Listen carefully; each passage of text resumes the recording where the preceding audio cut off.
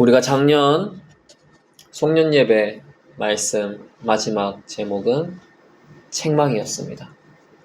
그리고 2025년 신년 예배의 말씀 제목은 희망입니다. 라임이 맞죠? 책망, 희망.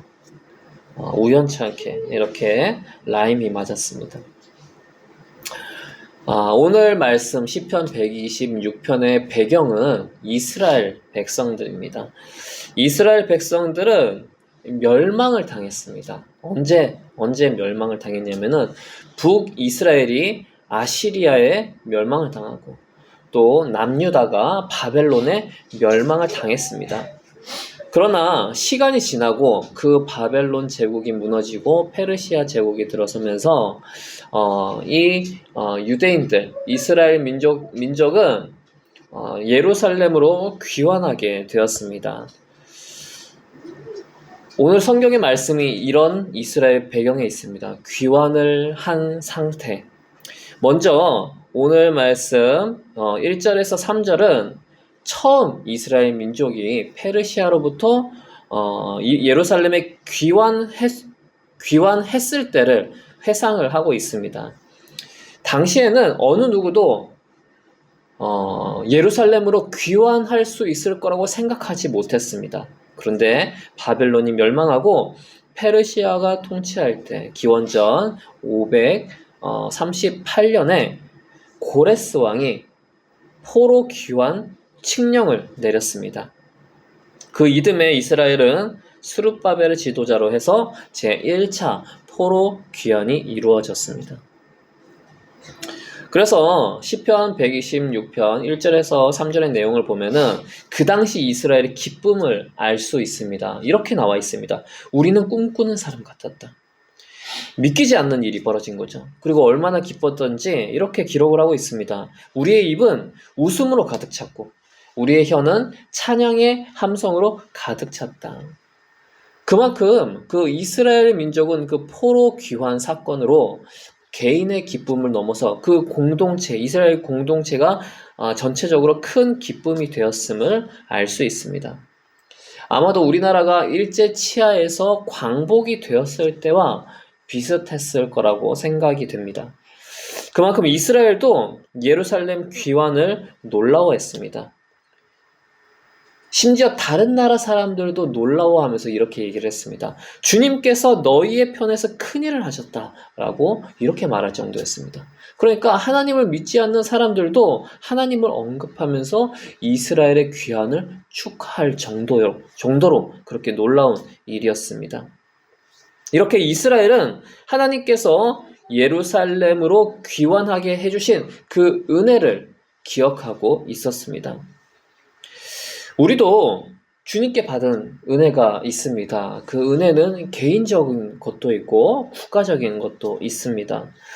우리나라는 6.25 남북 전쟁이 휴전된 후에 어떤 체제로 설 것인지 심한 싸움이 있었습니다. 그런 상황 가운데서 기독교 입국론으로 나라가 세워지게 되었습니다. 이는 재헌국회에서 기도로 시작했음을 통해서 알 수 있습니다. 그 당시 이승만 박사는 재헌국회에서 이렇게 얘기를 했습니다. 대한민국 독립민주국 제1차 회의를 여기서 열게 된 것을 우리가 하나님께 감사해야 할 것입니다. 라고 이렇게 얘기를 했습니다. 그리고 또 이렇게 기도를 부탁을 했습니다. 이운영 의원이 나오셔서 하나님께 기도하겠습니다. 라고 이렇게 얘기했습니다. 이 이운영 의원은 감리교 목사님이었습니다. 그렇게 이제 재헌국회를 시작을 했습니다.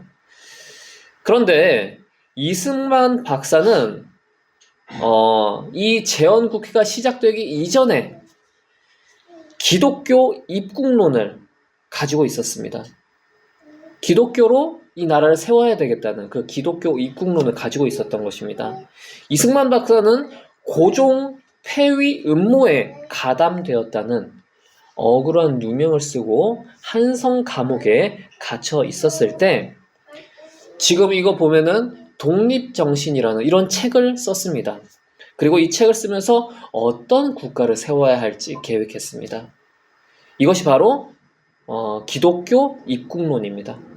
그래서 재헌국회에서 하나님께 감사 고백한 것과 기도로 시작한 것은 어떤 돌발적인 것이 아니라 이 독립정신이라는 기독교 입국론의 연장선으로 이 이승만 박사가 그렇게 재헌국회를 세운 것입니다. 이승만 박사가 왜 기독교 입국론을 생각했는지 그 이유는 이 독립정신이라는 책의 내용에 나옵니다. 제가 한번 읽어보겠습니다. 이렇게 기록하고 있습니다. 세계 문명국 사람들이 기독교를 사회의 근본으로 삼고 있으며 그 결과 일반 백성들까지도 높은 도덕적 수준에 이르렀다. 지금 우리나라가 쓰러진 데서 일어나고 썩은 곳에서 싹을 틔우고자 하는데 기독교를 근본으로 삼지 않고는 온 세계와 접촉할지라도 참된 이익을 얻지 못할 것이다. 신문물을 배워도 그 효력을 얻지 못할 것이고 외교를 아무리 힘써도 돈독한 관계로 발전하지 못할 것이다. 도덕적 의무를 존중해도 사회 기풍이 한결같지 않을 것이며 자유를 소중히 여겨도 자유의 한계를 몰라 어려움에 직면할 것이다. 그러므로 우리가 기독교를 모든 일의 근원으로 삼아 자기 자신보다 다른 사람을 위해 일하는 자가 되어 나라를 한 마음으로 받들어 우리나라를 영국과 미국처럼 동등한 수준에 이를 수 있도록 최선을 다해야 한다. 이렇게 이승만 박사는 기독교 입국론을 세웠습니다. 이 때문에 우리나라는 지금까지 여러 가지 일이 있더라도 균형을 잡고 지금까지 달려올 수 있었습니다. 정말 감사한 일입니다. 북한은 지금도 옥수수죽을 먹기 힘들 정도고 또 중국도 경제가 얼마나 어려운지 끼니를 줄여가야 할 정도로 어렵다고 합니다. 그런 가운데 우리나라는 경제가 어렵지만 그래도 밥을 먹지 못할 정도는 아닙니다. 지금 현재 법치주의가 어떤 세력들에 의해서 많이 무너졌는데 그래도 지금까지 나름 공정하게 법치주의가 이어왔고 또 사회가 안정적으로 운영되어 왔습니다. 표현의 자유도 있어서 각종 사상들을 또 이야기해 왔습니다. 다른 나라와 비교해 보면 자유와 체제 안정이 보장된 나라였습니다. 이 모든 것이 하나님의 은혜로 기독교 입국론에 의해서 세워졌기 때문입니다. 그리고 개인적으로도 우리가 어떤 은혜를 받았습니까? 각자 다르겠지만 하나님을 믿고 하나님 나라 소망을 가지고 구원을 얻은 자로서 우리가 살아올 수 있었습니다. 영적으로 방황하는 시간도 있었지만 하나님을 알고 영적인 안정을 찾게 되었습니다. 그리고 계속 하나님을 알아가며 하나님의 인도를 받고 나쁜 길에 빠지지 않고 심한 나쁜 길에 빠지지 않고 지금까지 올 수 있었습니다. 별것 아닌 것 같지만 이것도 우리가 감사한 것입니다. 그렇지만 우리는 더 나아갈 길이 있습니다. 이스라엘 백성들도 그러했습니다. 이스라엘 백성들은 과거 예루살렘 귀환을 회상을 하면서 주님의 은혜를 기억했습니다. 그러나 현실은 척박했습니다. 폐허가 된 예루살렘을 다시 일구어 세워야 했기 때문입니다. 그래서 이스라엘 사람들은 이렇게 주님께 간구합니다. 네겝의 시내들에 다시 물이 흐르듯이 포로로 잡혀간 자들을 돌려보내 주십시오. 이렇게 주님께 간구를 했습니다. 이스라엘 백성들이 1차로 예루살렘으로 귀환을 하긴 했지만 그 돌아온 사람의 수가 4만 2360명만 돌아왔습니다. 그러니까 약 4만 명만 돌아온 것입니다. 아직 페르시아에 남은 백성들이 많이 있었습니다. 예루살렘을 복원할 것은 굉장히 많은데 일손이 부족했습니다. 그래서 포로를 더 돌려보내달라고 하나님께 간구했습니다. 여기서 네겝의 시내들이라고 얘기를 하고 있는데 이 네겝의 시내는 팔레스타인 남부의 광야지대에 있었습니다. 그래서 이곳은 건기에는 물이 바짝 말라서 물이 흐르지 않지만 우기에는 순식간에 물이 가득 차서 흘렀습니다. 이처럼 지금 포로들이 돌아오는 것이 보이지 않지만 주님의 은혜로 이 포로 귀환 행렬이 가득하게 해달라고 간구를 한 것입니다. 추가적인 포로 귀환은 시간이 오래 걸렸습니다. 1차 포로 귀환이 있은 지 약 50년이 지나서야 2차 포로 귀환이 일어났습니다. 그리고 이제 이어서 3차 포로 귀환도 이어졌습니다. 백성들은 필요를 하나님께 간구를 했고, 그리고 이어서 예루살렘에 있는 백성들에게도 또 선언하는 내용이 나옵니다. 5절, 6절을 보면은 5절, 6절을 보면은 눈물을 흘리며 씨를 뿌리는 사람은 기쁨으로 거둔다. 울며 씨를 뿌리러 나가는 사람은 기쁨으로 단을 가지고 돌아온다. 라고 말하고 있습니다. 농사로, 비유로 농사를 들고 있는 것이죠. 농부는 매년 농사를 짓습니다. 태풍이 올 것을 알지만, 폭우가 내린다는 것을 알지만, 그 외에 어떤 다른 자연재해를 만날 것을 알지만 씨를 뿌리며 농사를 짓습니다. 이스라엘에서는 심지어 비가 내릴 희망이 없는 상황 가운데서도 씨를 뿌립니다. 이렇게 수많은 어려움이 있을 것을 알지만 그럼에도 불구하고 씨를 뿌리는 것이 바로 농사입니다. 폐허가 된 예루살렘을 다시 재건하는 일은 그만큼 막막한 일이고 또 당장 눈에 보이는 것이 없는 일이었습니다. 그러나 이스라엘 민족은 미래가 보이지 않는 가운데서도 눈물을 흘리며 예루살렘을 재건하고 또 재건을 했습니다. 그 결과 예루살렘은 회복되었고 다른 포로들도 2차, 3차 귀환을 통해서 예루살렘에 유대인들이 점점 많아졌고 또 나라답게 회복되게 되었습니다. 하나님께서는 우리에게 2025년을 허락하셨습니다. 우리는 2025년을 2024년과 비슷하게 보낼 수는 없습니다. 할렐루야. 2024년과 비슷하게 보낼 수 없습니다. 올해 우리는 이 말씀이 신년 예배 가운데 선포되는 것을 보며 눈물로 씨를 뿌리는 자가 되어야 하겠습니다. 한번 따라해 볼까요? 눈물로 씨를 뿌립시다. 눈물로 씨를 뿌립시다. 네. 비록 힘든 가운데 있지만 희망을 버리지 않고 우리가 해야 할 일을 해 나가는 자가 되어야 하겠습니다. 주님께서 주님의 백성을 돌보시고 주님의 백성들이 열매 맺게 해주실 것을 믿고 우리가 행해야 하겠습니다. 신앙은 기본적으로 하나님께서 과거에 베푸신 은혜를 분명히 기억하는 것입니다. 그리고 이를 근거로 미래에 주어질 은혜 또한 기대하는 것입니다. 이것이 바로 신앙입니다. 또한 현재 기대를 품고 눈물을 흘리며 씨를 뿌리는 것이 바로 신앙입니다. 성실과 인내하는 신앙은 반드시 믿음의 열매를 거둘 것입니다. 얼마나 힘들면 울면서 일하러 나가겠습니까? 얼마나 허망하면 울면서 씨를 뿌리겠습니까? 그러나 그 일을 지속적으로 감당하는 것이 믿음의 삶입니다. 하나님께서는 반드시 은혜를 허락하시고 열매를 허락하실 것입니다. 2025년 하나님께서 우리에게 주신 삶에 더 충성을 다합시다. 힘들더라도 눈물을 흘리며 감내하며 나아갑시다. 주님께서 반드시 열매 맺게 해주실 것을 바라보고 나아가야 하겠습니다.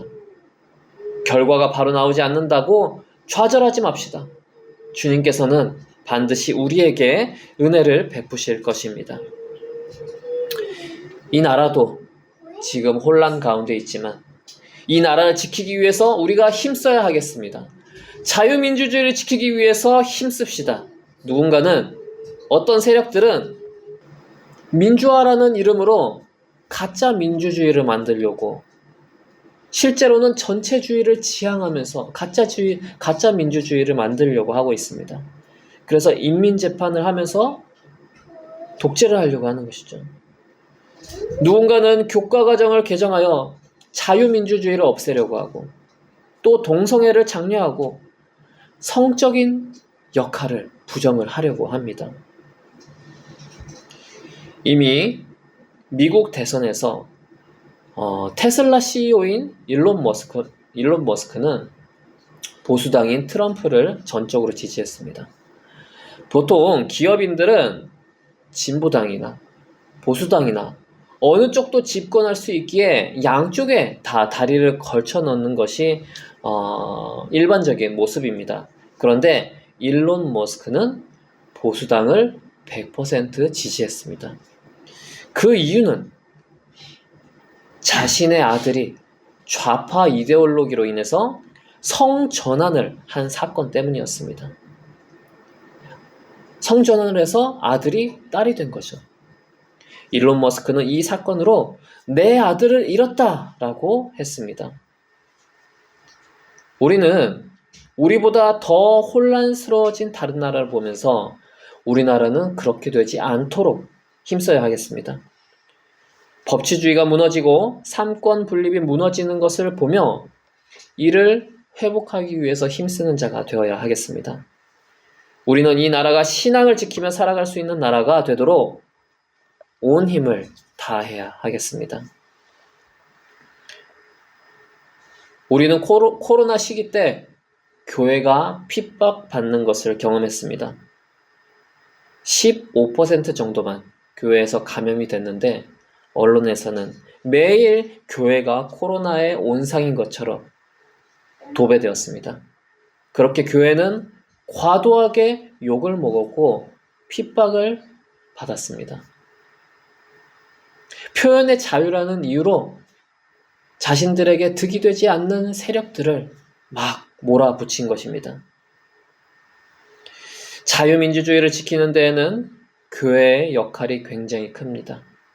신앙의 자유가 있을 때 자유민주주의가 꽃피울 수 있기 때문입니다. 그렇게 우리는 국가적으로 자유민주주의를 지키고 기독교적 가치로 이 사회를 세우기 위해서 정말 많은 일들을 해 나가야 합니다. 이 이지성 작가님은 많은 책을 썼는데 바른 역사관을 세우기 위해서 교과서 개정에 힘을 쓰고 있습니다. 굉장히 이제 어려운 과정이라고 토로를 하는데 역사적으로 많이 왜곡된 부분들을 바로 고치기 위해서 힘쓰고 있는 것입니다. 이렇게 우리는 우리 개인적으로 정말 작년보다 더 발전되고 더 충성된 삶을, 더 헌신하는 삶을 살아야 하고 또 우리의 삶 자체로 끝나는 것이 아니라 이 나라가 정말 하나님께서 기뻐하시는 나라가 되고 또 이 나라에서 신앙이 정말 후대에 계속해서 전해질 수 있도록 자유민주주의를 지키고 신앙을 지킬 수 있는 나라를 세우기 위해서 우리는 끊임없이 노력해야 하겠습니다. 2025년 어떤 일이 벌어질지 저도 모르겠습니다. 그러나 우리가 정말 하나님께 간구하고 울면서 씨를 뿌리고자 하는 그 헌신이 있을 때 하나님께서는 예루살렘을 다시 회복시키신 것처럼 우리나라도 자유민주주의로 신앙의 나라로 다시 회복시키실 것을 믿습니다. 같이 기도하겠습니다.